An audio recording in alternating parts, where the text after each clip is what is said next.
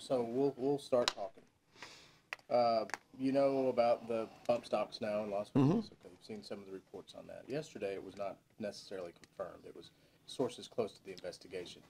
But overnight, the story actually became a record part of the Yes. story. Okay, so now you have the sheriff and other people saying, here are the bump stocks. The modifications are there.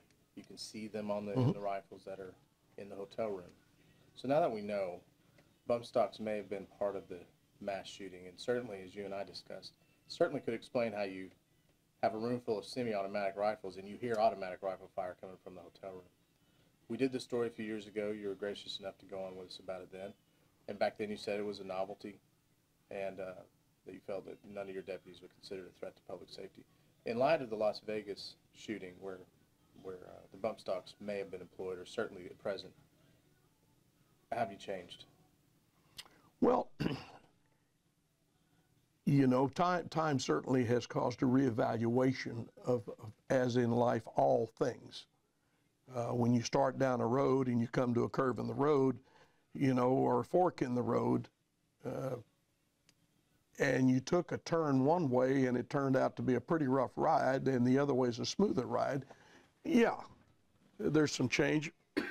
And this is a simulation, but, and I show this because when the Second Amendment was written, when our forefathers wrote the Second Amendment, which is the right to keep and bear arms, there's this and something similar to this, which was a flintlock rifle that they were talking about. They had nothing, they knew nothing about mortars, they knew nothing about bazookas, they knew nothing about automatic rifles, they knew nothing about semi-automatics, they knew nothing except this. And this was one shot, pour powder from a thing you carried on your belt, you poured the powder in it, and then you put a piece of cotton or some wadding in there, and you took out the little rod, you packed it down, and then you dropped your rifle ball in there, all right?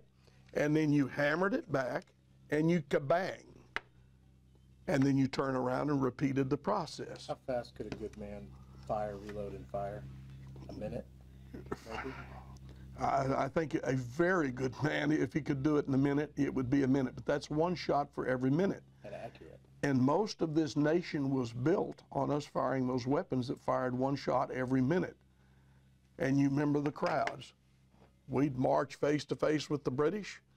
They'd fire a volley, we'd fire a volley. And then the front one was locked down, they get their minute to reload, and the second one's fire theirs. And then there could be a third one back there that would fire, and then how many's on the first line that's still on the first line would now fire again. And that's the way it was. Just, you know, our tactics then were very,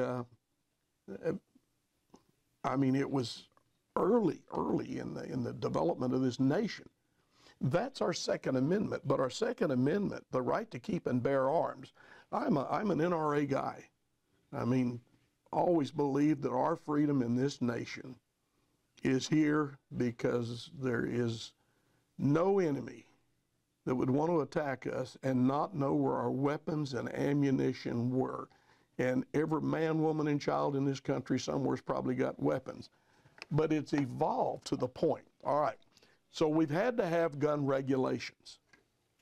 All right, the right to keep and bear arms. It doesn't say the right to keep and bear a pistol. It doesn't say the right to keep and bear a rifle.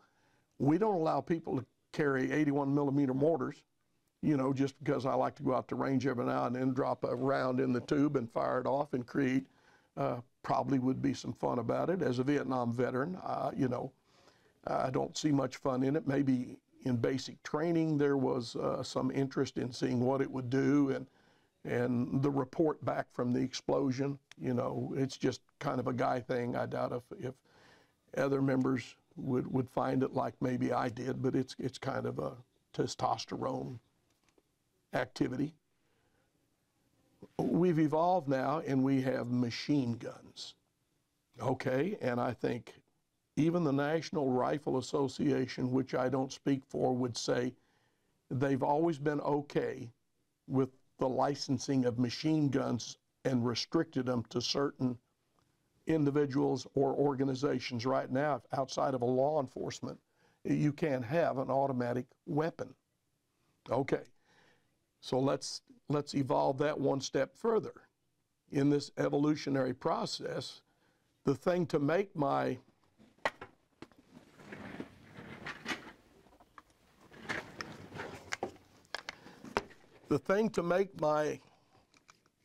AR-15 into an automatic weapon is a trigger sear. Well, just a trigger sear.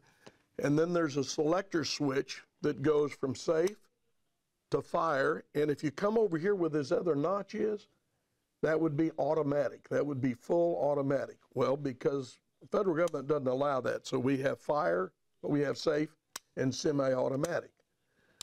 If it was a full automatic, it would be prohibited. What we have with the bump stock, very simple mechanism, but what we have with the bump stock is that we're able to take this weapon and make it a full automatic weapon. Full automatic weapons are already prohibited by the federal government. Now we're dealing in a technicality. Somebody has found a way, instead of replacing the trigger assembly or the sear, which regulates the hammer as it fires, they've come up with this ingenious method of making a full automatic weapon out of this.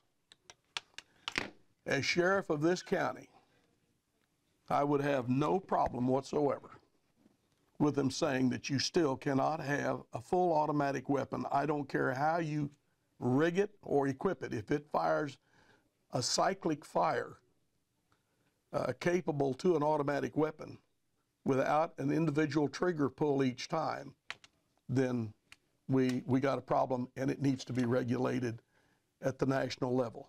Well, here's the thing. The individual trigger pull is what that allows. The bump stock allows an individual trigger pull. It just works with the recoil. And that's the loophole. That's what separates it from a modification that goes full automatic. It's not fully automatic because your finger is actually actuating the trigger each round, as I demonstrated in the initial story.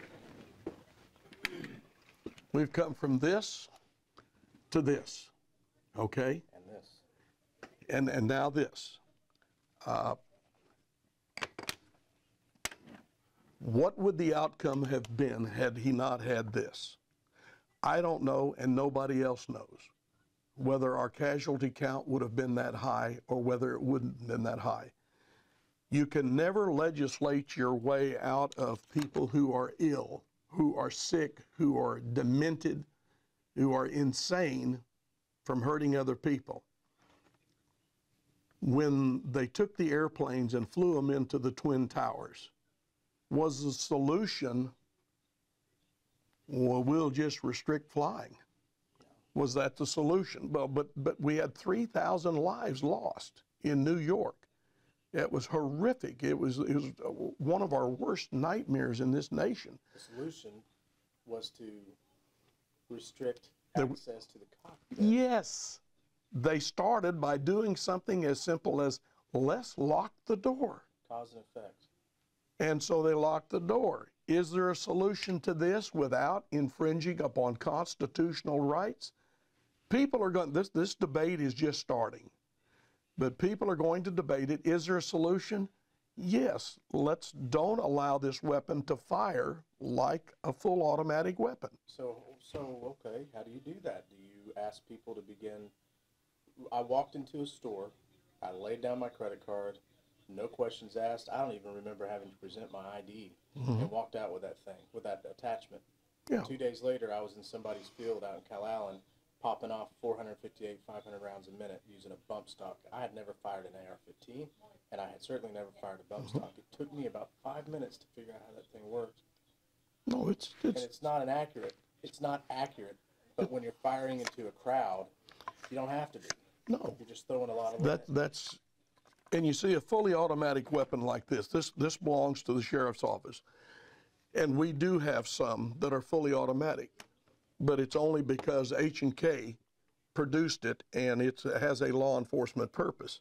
This one is not a full automatic. I brought this one in strictly for the purpose of seeing the frame, and what they change out right here is basically they're putting this this stock on this weapon, and that changes this weapon then into a what works almost as a full automatic weapon. But Rick, what's got to happen is there's got to be legislation that changes this. No, until that legislation happens, this will be legal, and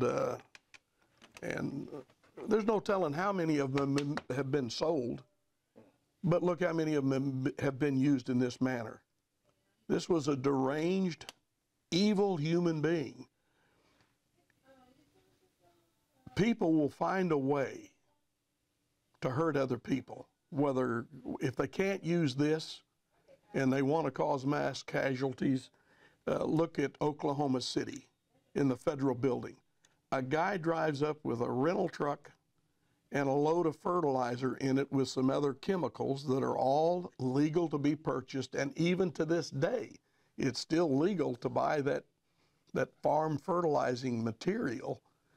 And he set it off with a timer and killed 168 people. What is the real difference between killing 168 people indiscriminately like Timothy McVeigh did versus this idiot who killed 59 people except his tool of choice? This guy used a firearm, and everybody, most members of the legislature, when you go up there, they're all protected by firearms. Every one of those members of Congress, every member at the Capitol, they're all protected by a firearm. I just come back from the state capitol. You know, you can drive down the highway and not see a whole lot of highway patrolmen, but go up that state capitol. Everyone is protected by a firearm in that building. Well, let me say this, I find no practical applications for it. We will leave whether the choice to outlaw it or not. That's up to the people that we live in this representative republic. And in the people that sit in Congress and make the laws that we live by, they're going to make that decision for us. And the question, if I was in the legislature, show me the practical applications that this is. I don't want to deprive our citizens or deny our citizens anything under the Second Amendment. I don't want to do it. But I think the key issue is that when they tried to say this is an assault weapon, okay, well, what makes it an assault weapon over my regular Remington rifle? What makes it? Oh, because it's got a hand grip. Well, that's just the evolution of, you know, and something about it is one of those. Right. You know, I mean, it's the old testosterone when you get this in your hand, you know, and it's got the great sights on it, and it, you know, it's just, but it's nothing more than a rifle, a semi-automatic rifle of a .223 caliber, and it's an assault weapon is not. You don't have it by definition. When you heard the natural sound, the gnat sounds coming out of that hotel room. I was up that night. I probably stayed up for at least well into the morning hours as I watched this development. I thought it was an automatic weapon. No, I know that sound. I know that burst, and it was a long burst. I mean, it was a long burst of fire, and then there would be a moment of silence. And that moment of silence is they dropped a magazine and engaged another one, or they dropped the weapon and picked up another weapon and continued to fire. Law enforcement, you're the sheriff. You're probably thinking about that sheriff and the horrible situation he finds himself in these days now. It's been 3 or 4 days. As a member of law enforcement, as the chief law enforcement officer in the county, what was your professional reaction to what you're watching unfold on your television? Well, in putting myself in his shoes, how do we engage something that we don't even know where it's coming from? And by the time I figure out where it's coming from, the casualty rate is already, the casualties were there, the 59 plus the 400, 500 plus injured. some by gunfire, some by merely trying to flee the scene, but an injury one way or the other was all caused by the same.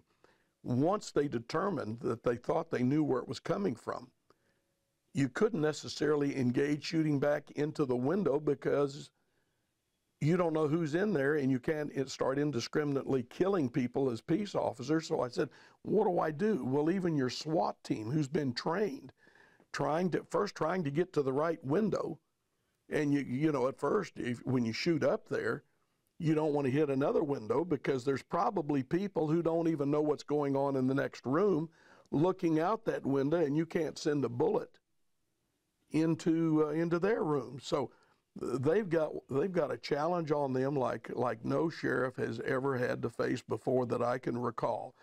And he's got to find the floor. He's got to get into the floor. The guy had cameras on the floor that knew when they were coming, and there is no game plan for our side because there's too many variables. We need to engage the target. That's the term, and we need to neutralize the target. Well, they never got a chance to engage the target nor neutralize the target. The target neutralized himself, but it was over with.